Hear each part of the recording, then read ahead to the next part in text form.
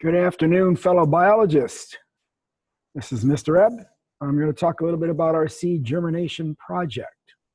The setup is actually pretty simple. It starts with the need for a sandwich bags, make sure it's sandwich bag size, and strips of paper towel. This is Bounty paper towel. You can do the thin strips. And what you're going to do is you're going to fold this paper towel in half, or any paper towel that you might have. And we are going to insert the paper towel into the sandwich bag. The sandwich bag is actually our container instead of using a pot. One of the reasons we're going to use a sandwich bag is it's clear and I can see through it and easily observe the seeds. So I've got my baggie with my paper towel in it. It's usually best to assemble everything dry before you add the water. Then I'm going to add 15 seeds. I've set up some of the constants for you, which I'll talk about. So I'm going to use 15 seeds. In this little cup here, I've got 15 black bean seeds, which is our standard seed. If you're doing this at home, you can use any type of seed you can get a hold of. We've got some kidney beans, just your typical red kidney bean you can buy at the store, like you would use. These could be in your pantry. We've got a navy bean. Navy beans would work fine. You might have some lentils. Lentils come in all types of different colors. All of these we've used in the past to work. But in class, we're going to definitely be using the black bean seeds. And if you want to get your supplies from me, we'll provide you with black bean seeds. I've got 15 of these. I'm going to put them into the bag. And I want to spread them out. I don't need to be precise, but I just don't want them right on top of each other. So these will probably all slide on me, but I want to spread them out as they're all collapsing on me. And then I'm going to pour 10 mils of water. You can use a measuring cup at home, or as long as you keep the water level consistent, that's fine. So I'm going to pour that right into the bag. As I pour that into the bag, it's going to start to soak into the paper towel. Now, again, I don't want to hold my bag this way because you can see all the seeds fall. So I'm going to spread the seeds out. See if I move my computer, and I want to have the seeds spread out across the moist paper towel. Right. And that's going to be our basic setup. The reason we're setting it up this way is on top of the paper towel, I can easily see the seeds without having disturbing them. I can quickly tell if they've germinated or not. If I end up putting them in soil, I have to dig them out of the soil, put them back in the soil. It's a little bit tedious. So unless you're changing the substrate, this is the basic setup. Right. This would be our basic setup that we're going to use. So the setup itself is very simple. What I did not do on that bag that will be in the final instructions is I certainly should have put my name, my hour, which bag got what treatment, so I can keep track of the correct bags. And I'll just do that with a Sharpie. At home, less of a problem that your bags are going to get mixed up with somebody. But at school, it's a much higher chance the bags can easily get mixed up if they're not properly labeled. So let me share my screen with you. And we'll talk through this assignment just a little bit.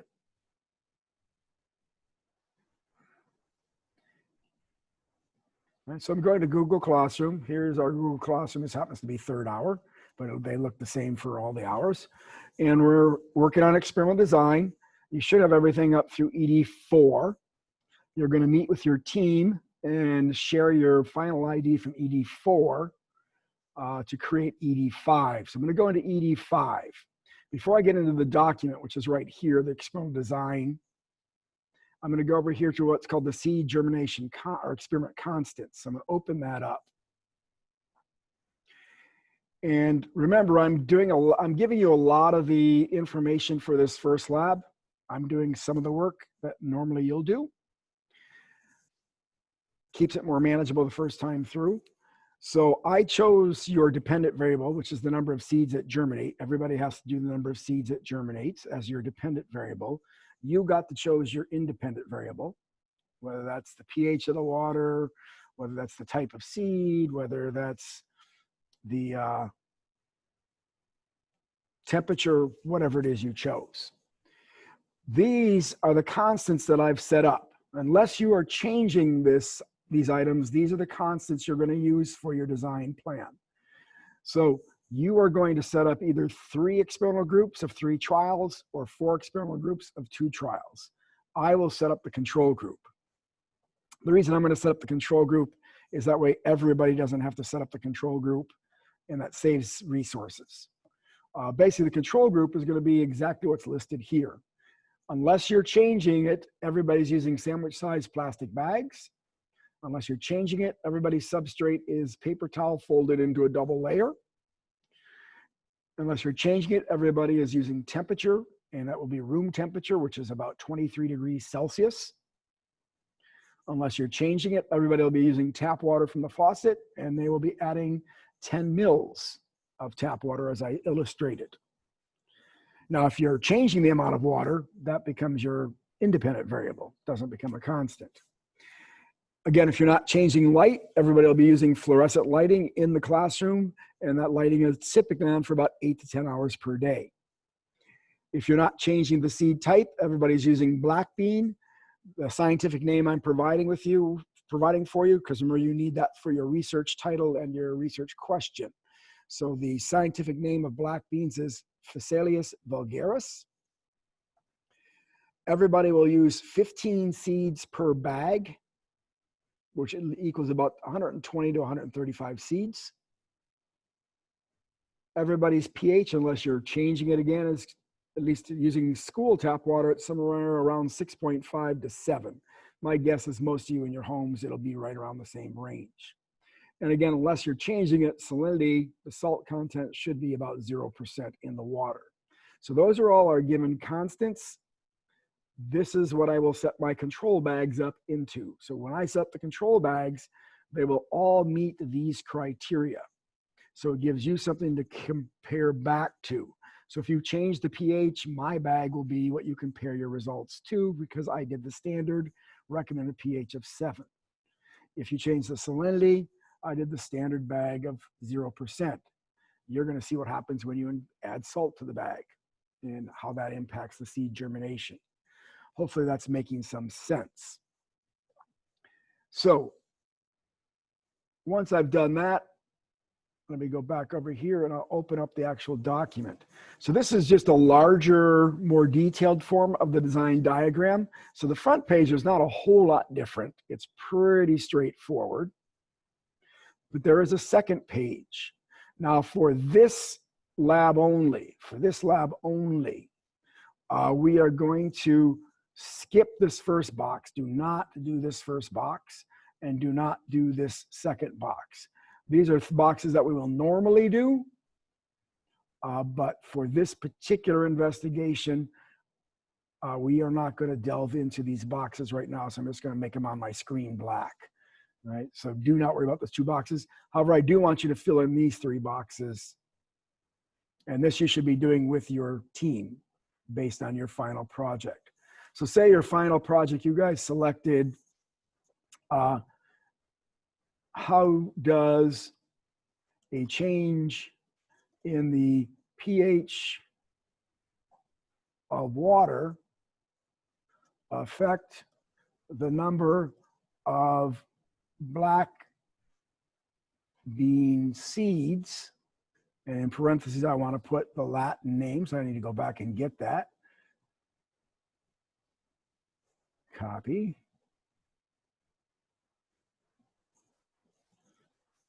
All right. How does that affect the number of black bean seeds germinated?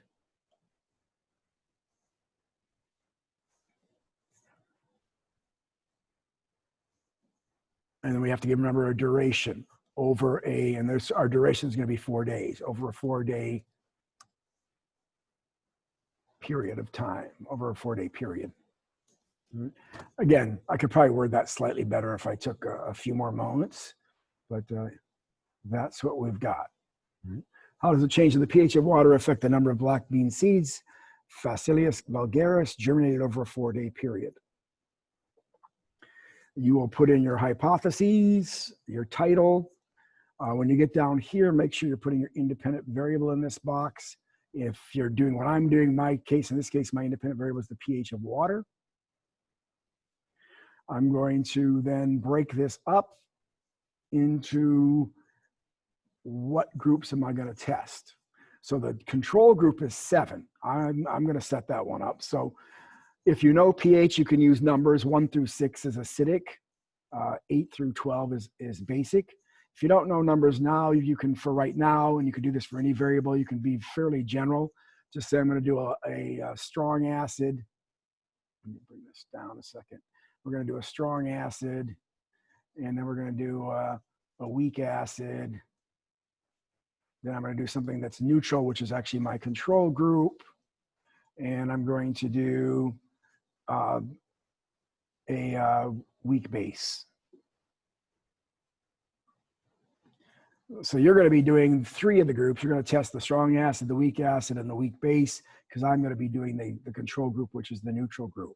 You could add a 4th group that you test. You could do a strong base as well if you wanted to. But you have to do at least 3, not including the control. At least 3, not including the control. You may do up to 4. And for most of you, that's going to be 3 trials each. When I set up the control, I will set up 3 trials. If you end up doing 4 tests, you can cut it down to 2 trials. Again, I'll list in my box, my dependent variable is the number of seeds germinated. There's really no unit of measurement, so I can't really give the unit of measurement in this case. And then my constants, I'm going to go back to this sheet. All of these things are my constants, right? So my type of container, and in parentheses, you should specify plastic bag. You want to give at least 10 key variables. Size of container. I could pull off the box the actual measurements of the bag, which is probably what I would do. For now, I'm just going to say sandwich bag size. I go back, I'm looking at other things. So I got pH and salinity. I could put those in there. Those are pretty important things. pH of the water, that's going to be 7. The salinity of the water, that is going to be 0%. And so you would fill all these in by just referencing back to all the common constants that I've already provided for you. Then your control group is remember, the control group is the one where you are not changing any of the variables, or you're going with the recommended standard. So in this case, my control group is the group given pH 7 water. That is neutral standard water, and that is going to be my control group. Again, as I go to the next page, I'm not going to do modified procedures or data collection yet. And then you're going to talk about your results. So remember, my null hypothesis would state that nothing is going to happen. If you change the pH of the water, it will not affect the number of black bean seeds germinating. So again, you're stating that nothing's going to happen, all right? So what will your results look like if you can reject the null hypothesis? Well, if I can reject the null hypothesis, that means there is a difference. I expect to see there's a difference between the strong acid, the weak acid, and the weak base. They did differently than the neutral one did. That would be an indication that I can reject my null hypothesis. Where this one says, what would it look like if you fail to reject? Well, if I fail to reject, all 4 tests are going to look exactly the same. There's going to be no difference. They all germinated the same numbers around the same time. Hopefully that's making some sense. So this is the form I need you to complete as a team by Sunday night. Really, everybody on your team should pretty much have the same information, especially this, all this information needs to be exactly the same because you're running the same lab. We'll talk about how we're going to divide up the work and how each of you is going to do a portion of it at home when we do our Zoom meeting on Monday and Tuesday. So let me come back out of that. So that is an overview of the seed germination lab. That's an overview of what you need to do to complete ED-5 by Sunday night. I hope that helps. Enjoy the rest of your day.